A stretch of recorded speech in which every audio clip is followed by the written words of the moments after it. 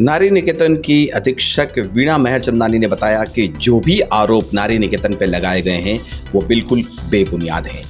नारी निकेतन में किसी भी तरह का कोई भी अनैतिक और गैर कानूनी काम नहीं किया जाता है। नारी निकेतन के पूरे परिसर में सीसीटीवी कैमरे लगे हुए हैं। कोई भी बाहरी व्यक्ति आसानी से अंदर प्रवेश नहीं कर सकता है। अधीक्षक वीणा ने बताया कि समय समय पर अधिकारियों द्वारा यहां पर जांच भी की जाती है, इसलिए अनियमितताएं और अनैतिक कार्य होना संभव नहीं है। सोशल मीडिया और मीडिया के मार्फत जो भी आरोप नारी निकेतन पर लगाए गए हैं वो बिल्कुल बेबुनियाद हैं।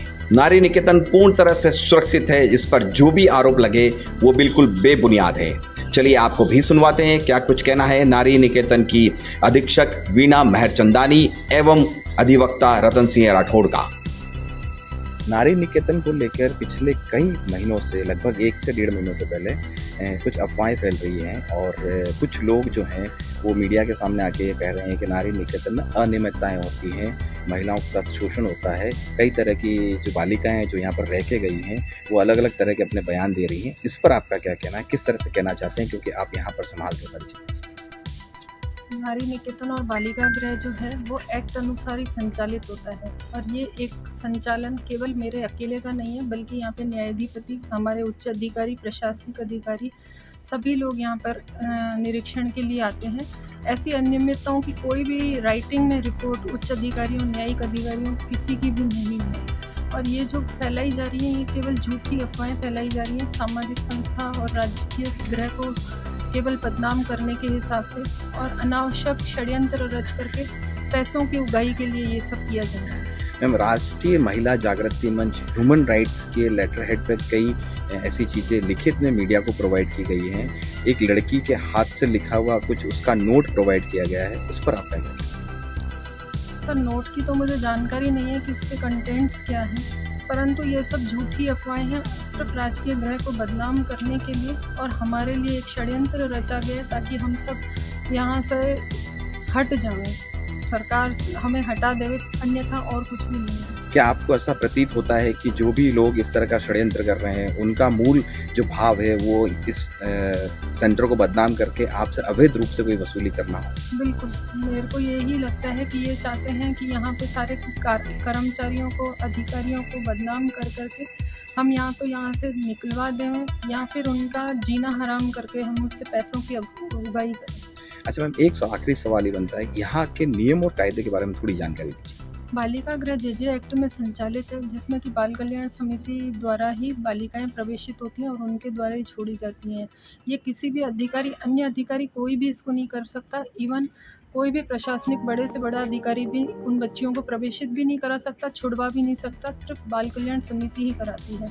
आम जन के प्रवेश के लिए यहाँ पर किस तरह की सुविधा है, कैसे वो आ सकते हैं, क्या आम जन गेट एंट्री कर करके आता है। यहाँ पे कंप्लीट सीसीटीवी कैमरास लगे हैं। अभी जो वर्तमान में आपके द्वारा सुखेर थाने के अंदर एक FIR दर्ज करवाई गई है, क्या कारण रहा FIR दर्ज करवाना? FIR मैंने इसलिए दर्ज करवाई है कि एक महिला जो थी, ज्योति कुंवर नामक, वो हमारे यहाँ पे रही थी और उसने ये झूठी अफवाह फैलाई कि यहाँ पर उसके साथ कुछ गलत काम हुआ। जब ये विभागीय जांच मुझ पर बैठी तब मुझे पता लगा कि उसने अपना नाम पता गलत बता करके सरकारी योजनाओं का अनावश्यक फ़ायदा उठाया है और हो सकता है कि 2019 में उसने इसीलिए ही नाम पते बदल करके हमारे यहाँ प्रवेश लिया हो ताकि वो भविष्य में जाकर के हमें ब्लैकमेल कर सके। लगभग 1 महीना हो गया है जांच को बैठे हुए, जांच अधिकारी से आपका संपर्क भी रहा होगा, क्या जांच अधिकारी ने रिपोर्ट में किस तरह की रिपोर्टिंग की, कुछ आइडिया है? सर, इसका मुझे कोई भी आइडिया नहीं है क्योंकि ये होती है जांच। क्या कहना चाहती हैं आप मीडिया के सामने कि जिस तरह की बात और जिस तरह के बयानबाजी जो चल रही है उस पर आपकी क्या प्रतिक्रिया है? मैं कहूँगी सर, सभी से निवेदन यही करना चाहूँगी कि इस तरह किसी भी संस्था को बदनाम ना करें, क्योंकि यहाँ से सिर्फ मेरा जीवन या मेरे कर्मचारियों का जीवन नहीं जुड़ा हुआ है, उनके परिवार ही सिर्फ नहीं जुड़े हुए हैं, बल्कि यहाँ से जो 1000 बच्चियाँ हमने पुनर्वासित की हैं, आज उनका जीवन भी दांव पे लगा हुआ है, क्योंकि वो परिवार में पुनर्वासित हो चुकी हैं और इस तरह की अनावश्यक और झूठी बातों से उनका जीवन नष्ट हो। बेबी कुंवर नाम की कोई लड़की यहाँ पर रह के गई है, किसी तरह का कोई दस्तावेज, कोई इंदराज, आपके यहाँ पर कोई CCTV फुटेज या उस वक्त CCTV ना हो तो ऐसी कोई दस्तावेज जिससे साबित होता है कि बेबी कुंवर यहाँ रह के गई है? बेबी कुंवर नामक महिला कोई भी यहाँ से रह के नहीं। इसमें क्या है, नारी निकेतन की ओर से FIR दर्ज कराई है 342/2021। अपराध धारा है 419, 384 और 120 PIPC। इसमें घटना ये बताई है कि 20 अप्रैल 2019 को एक ज्योति कुंवर नाम की महिला सुरक्षा केंद्र के आदेश से नारी निकेतन में दाखिल हुई थी। उस महिला ने अपना नाम यहाँ पे ज्योति कुंवर बताया, पत्नी मदन सिंह बताया। उस महिला ने यहाँ के रिकॉर्ड में पूरा अपना नाम और अपना पहचान है वो ज्योति कुंवर नाम से ही पहले बताई है।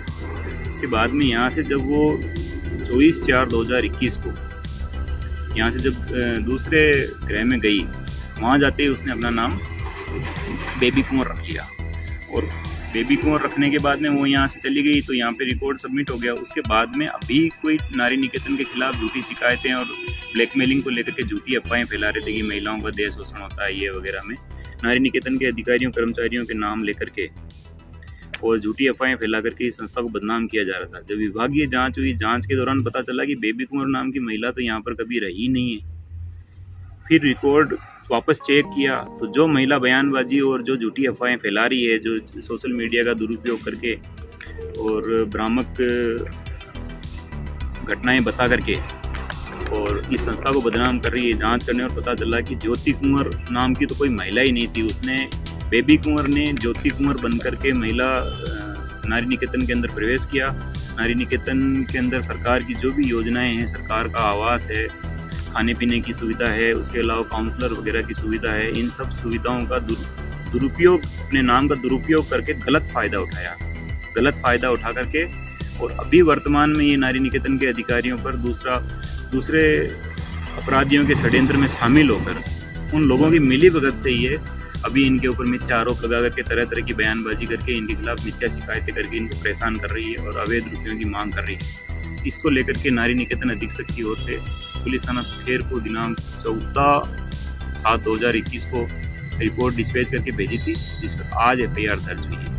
जिन धाराओं का इसमें उल्लेख किया गया कि किस तरह की सजा के प्रावधान है, किस तरह की गंभीर धाराएं हैं ये प्रतिरूपण द्वारा छल 419 लगा है, इसके अंदर 384 धमकाने के बारे में लगाया है और 120 भी आपराधिक षड्यंत्र के बारे में लगाया है। इसके अंदर जब इन्वेस्टिगेशन होगा, इन लोगों की कॉल डिटेल निकाली जाएगी, इनकी मिलीभगत जो और दूसरे अपराधी हैं उनकी मिलीभगत सामने आएगी।